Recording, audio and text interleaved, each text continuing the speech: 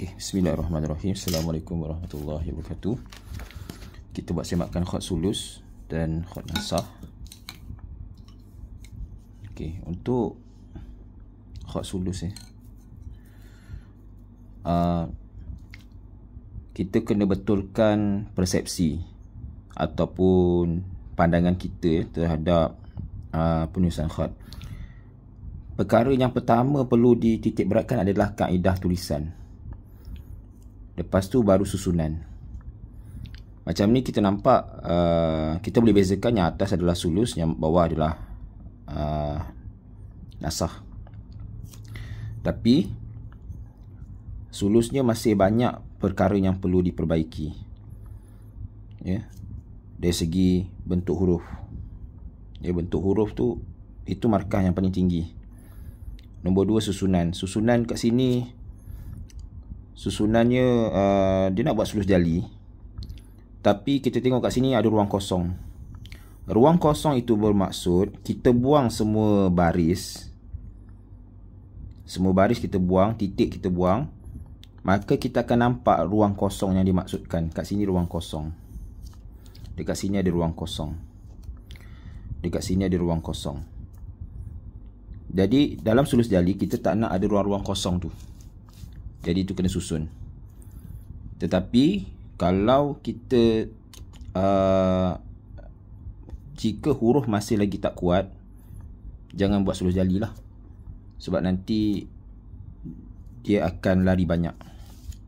Okey, kita cuba cek tulisan dia punya huruf.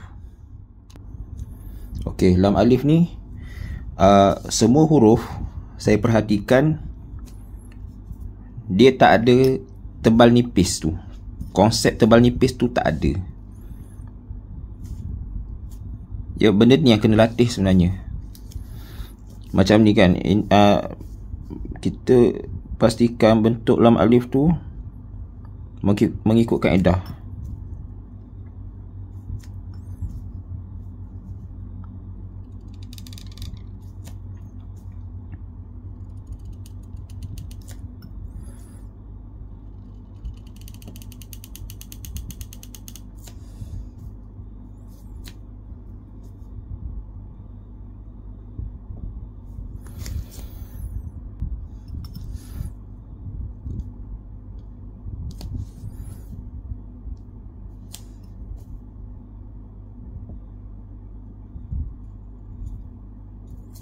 Okey, jadi dekat sini kita perhatikan bahawa ada perbezaan ketebalan. Sebelah kiri dia tebal, sebelah kanan ni nipis. Itu kita kena jaga. Macam ni tebal-tebal, maksudnya konsep huruf tu masih tak faham. Sedangkan ada contoh tu, ada contoh kat depan. Jadi kita tiru contoh tu mana tebal nipisnya. Macam ni. Ta ni patutnya ada kepala dia. Ada kepala dekat sini. Kemudian bentuk kepala ain.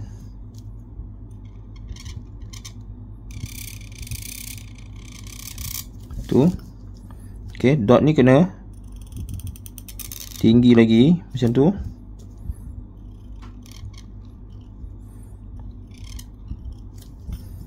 Kemudian bar.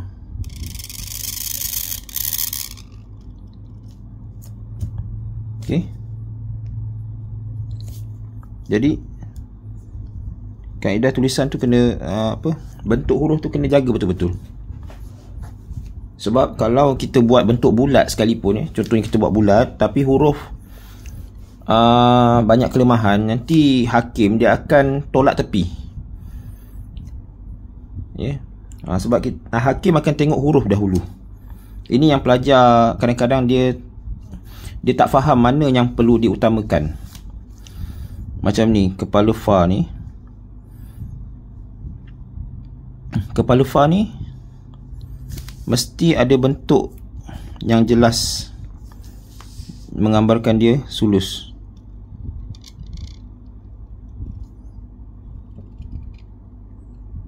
Jadi kena tengok balik contoh-contoh tulisan.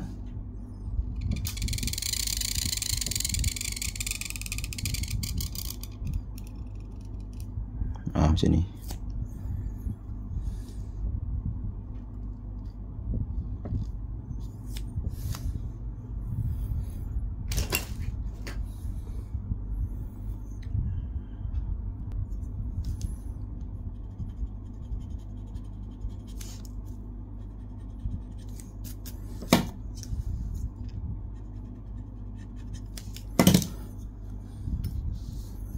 Ni huruf dal ni di sini.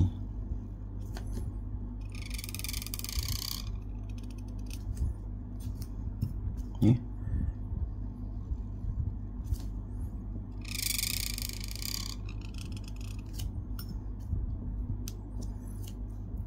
Mesti cukup ukuran 1, 2, 3, 4.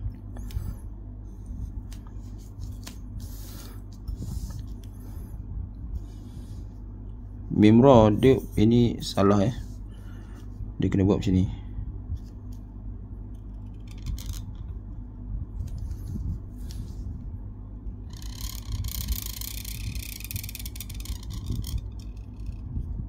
Tu. Ini pun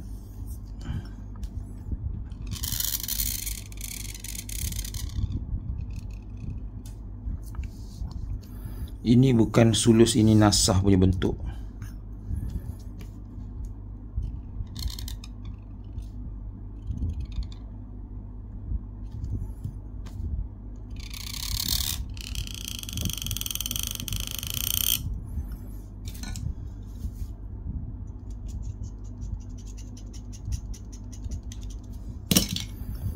Okey, kita tengok balik bentuk huruf qaf ni. Ini bukan sulus punya bentuk Lam ni terlalu kecil. Ini lam saiz untuk khat nasah. Kalau lam untuk khat sulus, pertama ada kepala, kemudian selebar 5 titik. Okey, taruh dot tadi. Tengok balik yang tadi.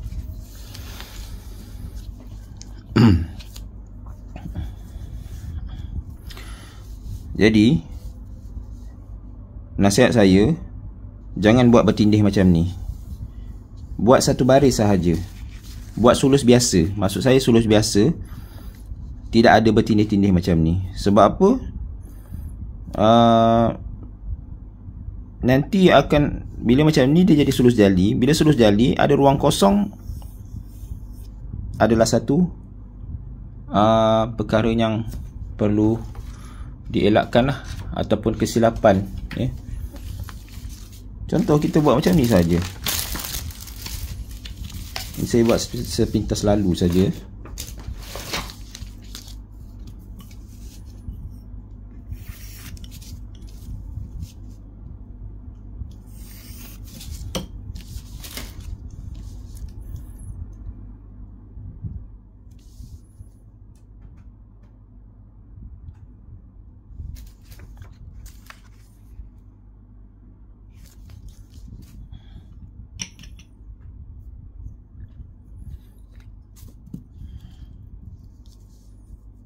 Oh, ni tinggi sangat.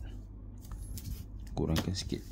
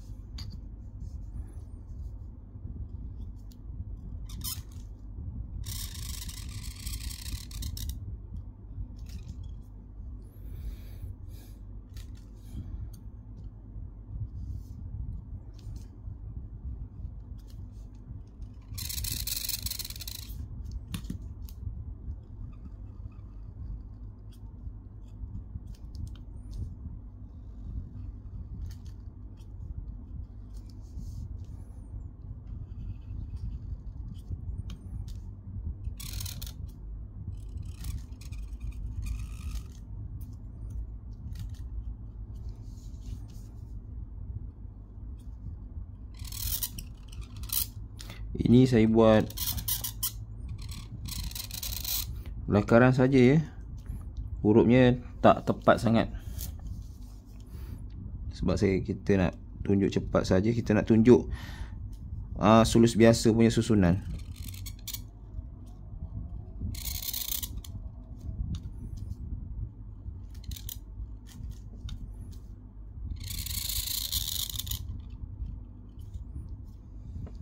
Okey.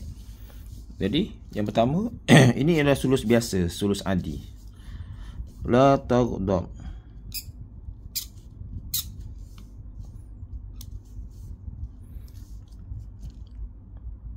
Allah, tertinggal qala, tertinggal qala. Tertinggal qala Qala kat sini. Okey, tak yang itu nanti selitkanlah nanti sama ada qala dekat bawah ke ataupun nak sambung sampai kat sini qala. Lepas tu kita tak baris.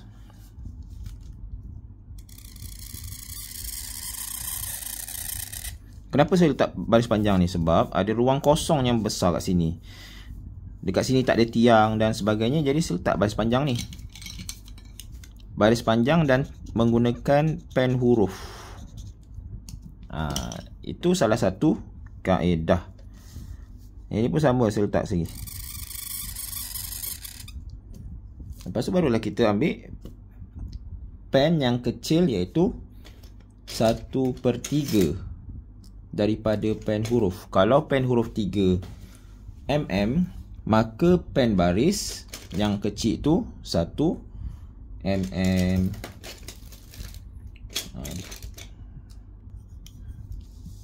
Okey, kat sini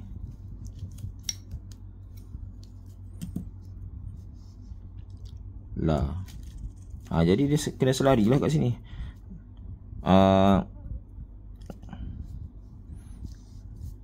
Baris ni untuk siapa? La tag. Untuk do. La taghdab.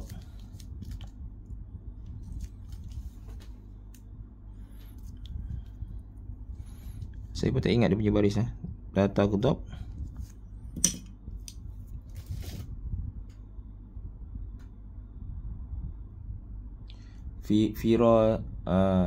Firadadda.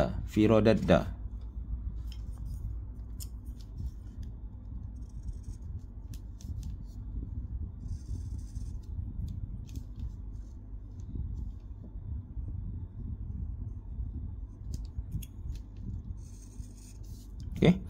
Lepas ada ruang kosong, kita letaklah burung ni. Dia jangan banyak sangat lah. Macam tu je. Sini. Jadi itu cara kita menyusun sulus biasa, sulus adi. Jadi dia dia tidak padat ni kalau sulus adi ni. Sekali lagi saya beritahu, jangan tiru 100% yang ini, sebab yang ini saya hanya lakaran sahaja, dia nampak kasar lah. Yang ni patutnya masuk ke dalam lagi ni.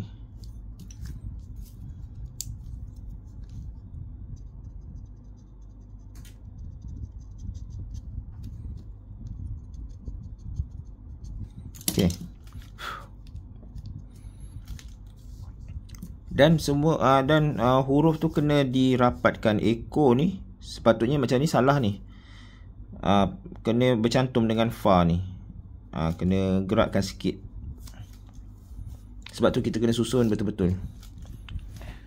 Okey, itu contoh untuk khat sulus. Untuk khat nasah,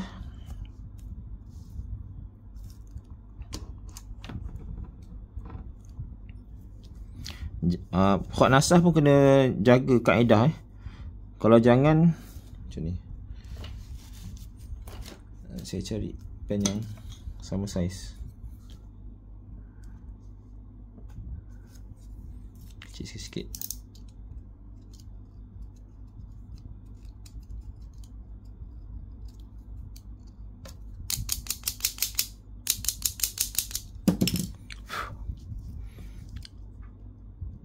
Kena bentuk macam ini.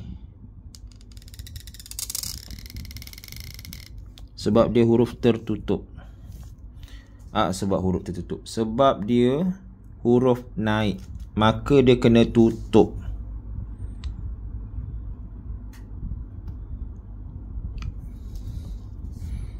Okey. Yang sini jangan rata sangat. Pastikan bila dia turun,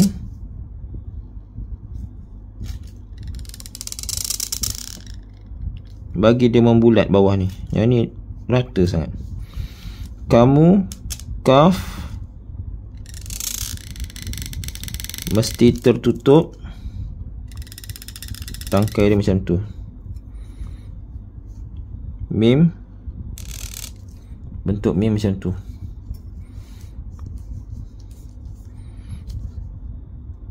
Bentuk mim macam ni. Untuk waw, ekor waw kena jaga begitu.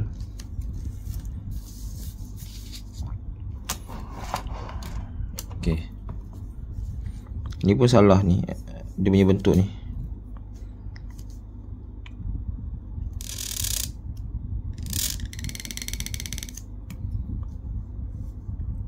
Ra, bentuk ra macam ni. Okay. Ha ni macam ni. Dia macam ada bentuk segitiga. Sahabat, kita kalau nasah kita tak buat macam ni. Kalau nasah kita tulis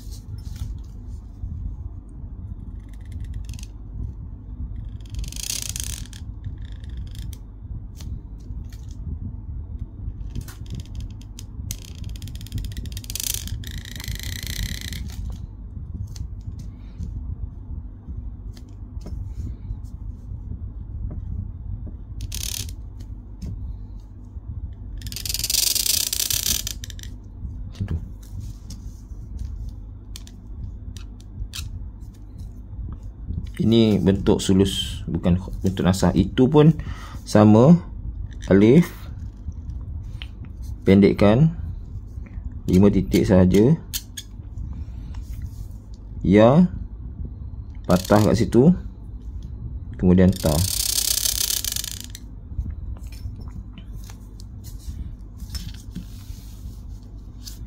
Mengulangi, patutnya kena condong ke sini, condong ke kiri.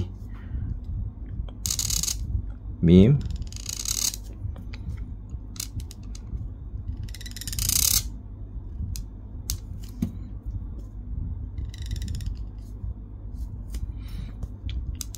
nga ataupun ain di tengah tak ada lubang. Yang ada lubang ini adalah bentuk sulus. Jadi tulisan ni dia bercampur-campur, ada nasah, ada sulus bercampur-campur. Yang itu pun akan ditolak markah nanti. Okey, nga tak ada kepala. Terus turun leher. Okey, macam tu.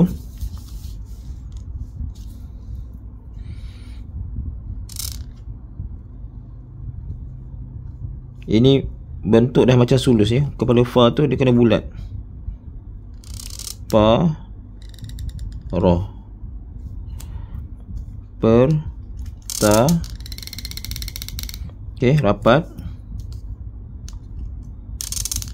Sama. Nun masuk ke dalam lagi. Macam tu.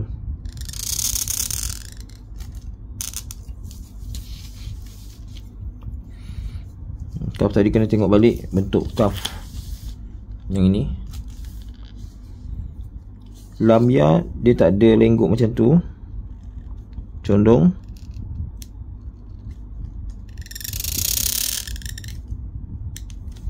Macam ni.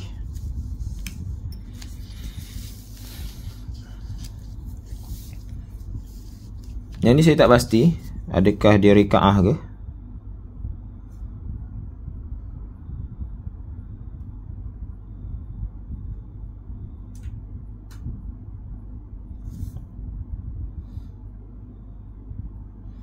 Ini baginda. Yang ni dah salah sebab ini adalah sin.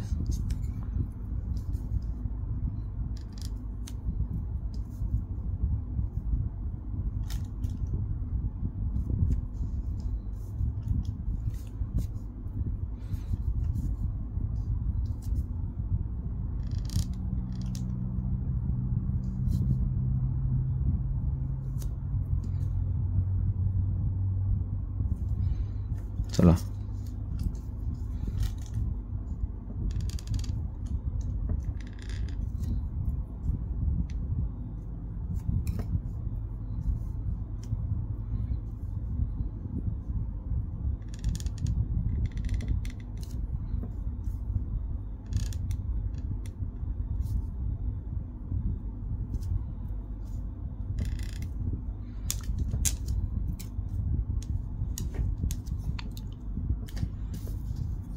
Ini bukan dal rekaah. Saya mengandaikan ni rekaah lah ni.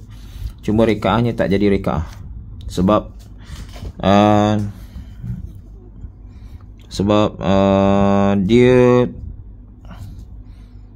dia campur kaedah nasah dengan rekaah macam ni. Ini adalah nasah, rekaah bukan macam ni. Rekaah dal macam ni. Tetap ta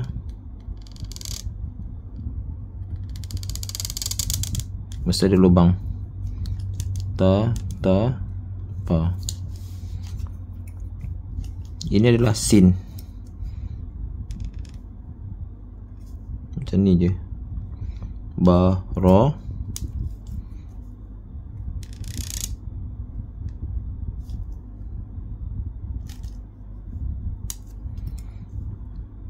Sabda. Potong. Tinggi sangat. Tinggi ni je.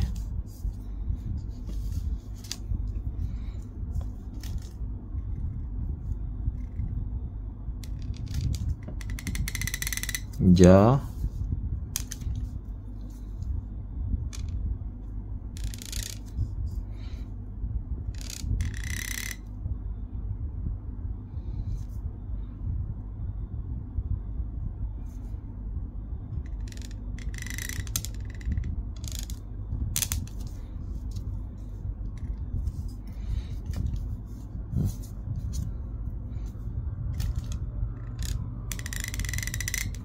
Okey, buat macam B. Ada tangkai. Itu ialah kaf alif.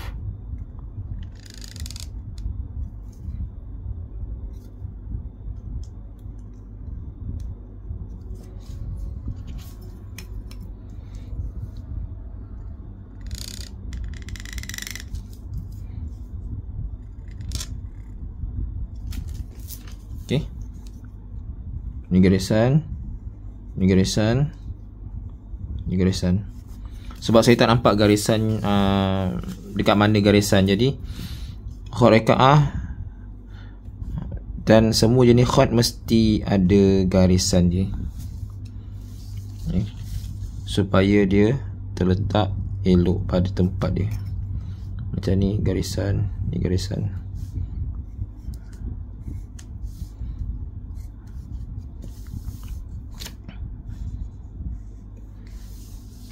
Macam itu ni garisan. Okey. Jadi boleh latih lagi. Saya cadangkan kita latih satu huruf ataupun satu perkataan. Contohnya kita tulis lam alif ni, kita tulis 10 kali. Kita latih lam alif ni. Ya. Buat sekali. Bila latih tu ukur. Guna titik 1, 2, 3, 4. Okey. Nak ukur tu macam mana? Mesti kena ada buku rujukan. Yang buku rujukan ni boleh download sahaja dekat internet. Ada banyak. Ataupun kalau sekolah ada sediakan buku, kita ikut buku tu. Okey. Latih lam alif sampai berjaya. Lepas tu kita pergi pula taqdab ni. Kita latih pula. Kita ikut contoh. Yang ni salah ni. Patutnya kena condong lagi kat sini. Jadi kita boleh perbetulkan apa yang kita buat tu sendiri. Macam ni.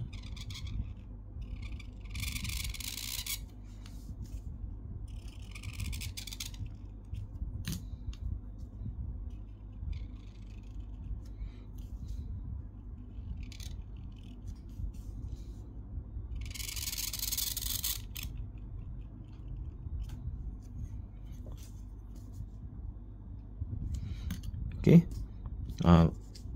Kalau kita tahu, kita ukur 1, 2, 3. Lebih sikit tak apa. Sort 1,5. Sini 1. Panjang bar 2, 3, 4, 5, 6. Kedalaman bar 1. Peringkat awal tak hafal tak apa, kita rujuk je buku. Ni boleh isi 1 lebih kurang. Sini sini ni luas sangat sebenarnya. Boleh kecilkan, boleh rapatkan lagi macam ni. Ini semua dia perlukan masa sebenarnya. Dia bukan sehari dua. Mungkin ada rapat macam ni, boleh isi 2 titik, 1 kat sini, 1 kat sini. Jadi kaedah huruf sebenarnya dia perlu dilatih. Bila huruf kita dah bagus, baru kita tulis, and then barulah kita beralih daripada sulus biasa macam ni, kita buat sulus jali, sulus yang bertindih. Sebab sulus yang bertindih tu dia ada benda yang kita kena perhatikan pula dari segi ruang kosong, ya, macam ni ruang kosong. Kalau nak buat buntut bulat, nak susun daripada mana, daripada bawah ke atas, atas ke bawah, itu semua ada banyak benda yang perlu dipertimbangkan. Jadi kalau kita tak mahir benda-benda tu, jadi kita buat saja sulus biasa macam ni, sulus biasa, supaya kita boleh fokus kepada kaedah huruf dahulu berbanding dengan susunan. Sebab bila macam ini, kita akan terikat, oh yang ini dah ruang kosong, yang sini dah apa ni, dekat sini dah tak ada ruang, nanti bertindih. Jadi lam ni terpaksa dikorbankan jadi kecil 2 titik. Sepatutnya lam ni 5 titik. Jadi perkara-perkara macam ni yang kita perlu perhatikan, ya. Jadi kena latih lagi lah. Sekian, Assalamualaikum warahmatullahi wabarakatuh.